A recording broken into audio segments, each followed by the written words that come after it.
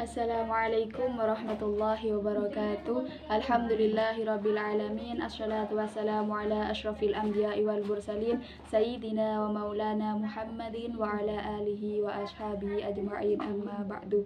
Yang saya hormati pengasuh Pondok Pesantren Zainul Hasan Genggong, yakni Kiai Haji Muhammad Hasan Mutawakil Allah, dan yang saya hormati Bapak Rektor Universitas Islam Zainul Hasan Genggong, yakni Ustadz Abdul Aziz Wahab BAMAG, dan yang saya hormati dosen pengampu mata kuliah Sosiologi Pendidikan, yakni Ustadzah Fika Anjana MPD, dan teman-teman Tadris Ilmu Pengetahuan Sosial angkatan 2023.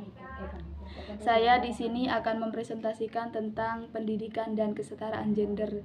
Pendidikan itu sendiri yaitu kegiatan belajar mengajar yang dilakukan oleh pendidik dan peserta didik. Sedangkan gender itu merupakan kesamaan antara laki-laki dan perempuan dalam hak-hak manusiawi seperti memilih, dipilih, belajar, dan lain sebagainya. Kemudian sedangkan jenis kelamin itu merupakan perbedaan fisik antara laki-laki dan perempuan. Selanjutnya, gender dan sosialisasi. Gender dan sosialisasi merupakan kegiatan di mana untuk mempelajari tentang hak-hak antara laki-laki dan perempuan, bagaimana caranya bersosialisasi yang baik sehingga mencapai kesetaraan gender.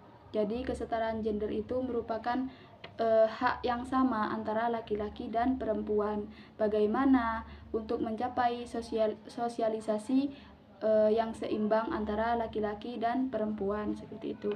Kemudian pembelajaran gender. Pembelajaran gender adalah pembelajaran untuk menerapkan tentang kesetaraan gender. Apa saja yang harus disetarakan antara laki-laki dan perempuan, seperti pentingnya bagi seorang perempuan untuk berpendidikan seperti seorang laki-laki. Jadi seorang perempuan itu juga memiliki hak dalam belajar hingga ke jenjang pendidikan yang tinggi.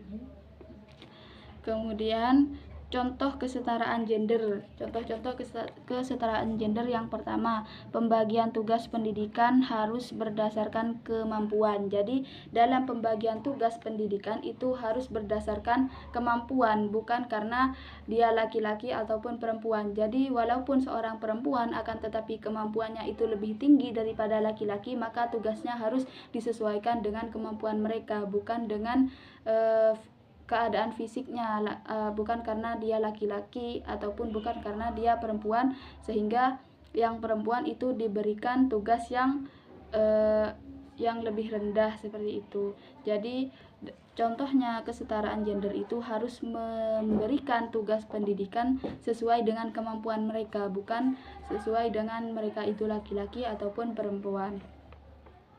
Yang kedua, contoh yang kedua, sarana dan prasarana merata. Jadi antara sarana dan prasarana itu harus rata.